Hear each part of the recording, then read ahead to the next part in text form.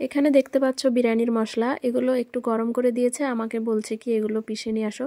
তো এখন আমি হামানদিস্তে এগুলোকে পাউডার করব। আর এখানে এই যে পেঁয়াজের বেরেস্তা, এখানে 2 কিলো পেঁয়াজের বেরেস্তা বানানো হয়েছে। আলু এগুলো সিদ্ধ করে ভেজে রাখা হয়েছে। আর এগুলো কেন রাখা হয়েছে তোমাদেরকে বলি।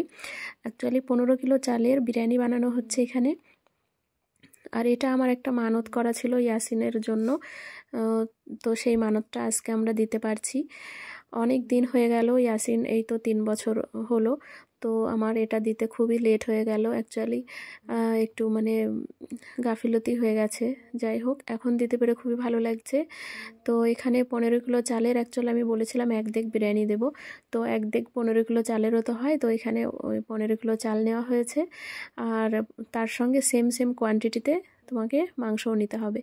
তো এখানে এই যে চালগুলো সিদ্ধ করা হয়েছে, আর চাল সিদ্ধ করছে এখানে গরম মশলা আর এই যে লেবু আর লবণ দিয়েছে আর কি, সব কিছু দিয়ে সিদ্ধ। আর কিভাবে 15 কিলো চালের বিরিয়ানিটা সাজাচ্ছে ডেকচির ভিতরে, এটা তোমাদেরকে দেখানোর অ্যাকচুয়ালি পুরো রেসিপিটা সম্পূর্ণটা দেখানোটা পসিবল হয় না। অনেকে এই বিরিয়ানি সাজানোটা তোমরা বুঝতে পারো না। তো আমার কাছে এই বিরিয়ানি সাজানোর এই যে প্রসেসটা, এটা একদমই অন্যরকম লেগেছে, ডিফারেন্ট। তো এখানে দেখো প্রথমে মাংসটা রেখেছে, তার মধ্যে দিয়েছে হচ্ছে টক দই, আর তারপরে দিচ্ছে এটা হচ্ছে খোয়া ক্ষীর। আর বেসিক্যালি আমি যখন বিরিয়ানি বানাই তখন আমি কিন্তু টক দই দিয়ে ম্যারিনেশন করে রাখি মাংসটা। আর আমি ইউটিউবে আজ পর্যন্ত এরকম রেসিপি দেখিনি, এটা আমার কাছে ভীষণ নতুন লেগেছে। তো তারপরে বিরিয়ানির যে মশলাটা আছে না, পাউডার, সেটা দিয়েছে। এখন যেটা দিচ্ছে এটা হচ্ছে দুধের মধ্যে মেশানো কেওড়া পানি আর হচ্ছে গোলাপ জল, ওটা মিক্স করে ছিটিয়ে দিল। তারপরে উপর থেকে দিয়ে দিচ্ছে আলু, যেগুলো ফ্রাই করে রাখা ছিল। এগুলো সিদ্ধ প্লাস ফ্রাই করা, ঠিক আছে। তো এইভাবে এই প্রসেসটা আমি ভিডিওর মাধ্যমে তুলে ধরছি, কারণ অনেকে অনেক সময় বিভিন্নভাবে বিরিয়ানি বানাও তোমরা, তাই না? তো এই প্রসেসটাও দেখে তোমরা ট্রাই করতে পারো, তবে আমার কাছে এটা একটু অন্যরকমই লেগেছে। এবার লাস্টে যে মশলাটা দিল, ওই যে প্রথমে তোমরা ভিডিওতে দেখলে যে একটা মশলা ভাজা ছিল বিরিয়ানির, তো সেটা পাউডার করতে বলেছিল আমাকে, তো সেটা পাউডার করেছি, সেটা ছিটিয়ে দিল আর কি।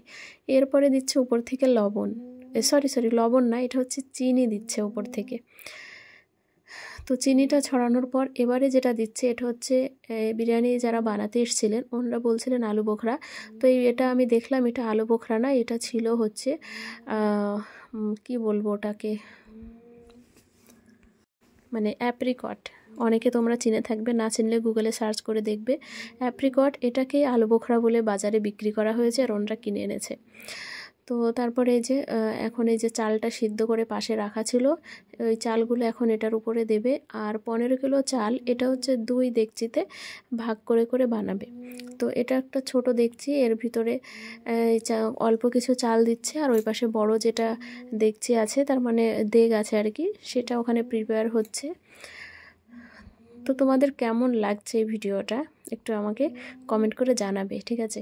আর বিরিয়ানি আমি এই পর্যন্ত অনেক রেসিপি দেখেছি, যেটা হায়দ্রাবাদি চিকেন বিরিয়ানি বলে, তো ওটা সবচেয়ে বেশি ফেমাস। তো সমস্ত রকমের বিরিয়ানির যে প্রসেসিং হয় তার মধ্যে আমি মাংসটাকে দেখেছি মানে ম্যারিনেশন করতে খুব ভালো করে, মানে যাবতীয় যত মশলা, আদা রসুন পেঁয়াজ আর ওই যে মশলা আর বিরিয়ানির যেটা পাউডার মশলা, ওটা দিয়ে দই দিয়ে খুব সুন্দর করে মাংসটাকে ম্যারিনেশন করে রাখে, তারপরে হচ্ছে বিরিয়ানিটা বানাই। আর এই যে খোয়া ক্ষীর দিয়েছে, মানে মাংসটা সাজানোর পরে খোয়া ক্ষীর ছড়িয়ে দিয়েছে, ওটা ওই সময় বলা হলো না। তো পরে আরেকটা দেগ এই যে সাজাচ্ছে, মানে সেমভাবেই সাজিয়েছে, যে টক দই দিচ্ছে উপর থেকে, তারপরে হচ্ছে খোয়া ক্ষীর টির এসব দেবে আর কি। তো এখানে এই যে দুধটা দিচ্ছে, এর মধ্যে কেওড়া পানি গোলাপ জল এইসব আছে। আর এই যে অ্যাপ্রিকটগুলো দিচ্ছে, এগুলো আলু বোখরা না, অ্যাপ্রিকট এটা। তো এই সব দিচ্ছে আর কি, চিনি দিচ্ছে, তারপরে বেরেস্তা পেঁয়াজের, আর এই যে প্যাকেটে এটা হচ্ছে এভারেস্টের যে বিরিয়ানি মশলা থাকে না, পাউডার, ওটা। তারপরে ঘি দিল, ঘি কিন্তু অনেক, 15 কিলো চালে ঘি লেগেছে হচ্ছে কত, 1.5 কিলো ঘি লেগেছে। তারপরে এই যে ভাত টাতগুলো দেওয়ার পর, মানে চাল সিদ্ধ যেটা, ওটা দেওয়ার পর উপর থেকে কালার আর হচ্ছে ঘি, আবারও ঘি দিচ্ছে উপর থেকে, আর এই যে কালারগুলো এভাবে দিচ্ছে। তো সেম প্রসেসে সব দুটো। আর এই যে খোয়া ক্ষীর দিচ্ছে, দেখতে পাচ্ছ, এই যে আগের ডেকচিতে দিয়েছিল মাংসের মধ্যে, আর এটাতে দিচ্ছে ভাতের উপরে। তো এই খোয়া ক্ষীরটা আমার কাছে একদম নতুন লেগেছে, তোমরা কমেন্ট করে জানাবে যে বিরিয়ানিতে এগুলো দেয় কিনা। তবে আমার যতটুকু ধারণা আমি দেখেছি রেসিপিগুলোতে, তো ওগুলোতে খোয়া ক্ষীর দেয় না।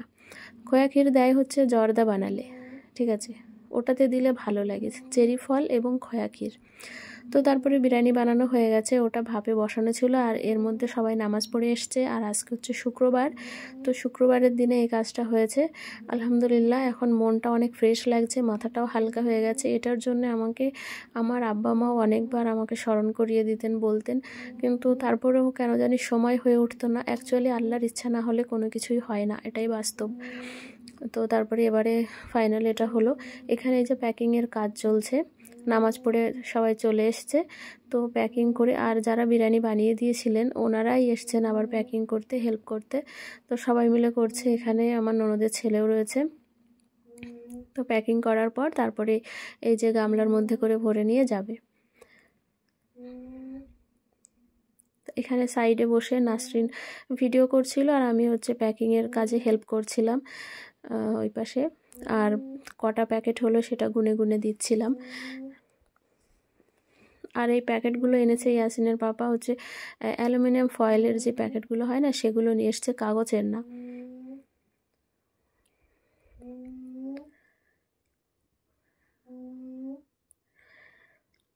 তো ভিডিওটা এই পর্যন্ত আজকের। তো দেখা হচ্ছে পরের কোনো ভিডিওতে, ততক্ষণে সবাই তোমরা ভালো থেকো। আর আমি এখন রাত কটা বাজে আমি বলি, 1:12। এখন রাত 1:12, ইয়াসিন ঘুমাচ্ছে, আর ওরও মানে নাক ডাকার আওয়াজ আসছে, ওই জন্য ভিডিও তার ভয়েস দেওয়া সম্ভব হবে না। তো ঠিক আছে, দেখা হচ্ছে পরের ভিডিওতে, ততক্ষণে সবাই ভালো থেকো। আর আমার ইয়াসিনের জন্য অবশ্যই দোয়া করবে তোমরা সবাই।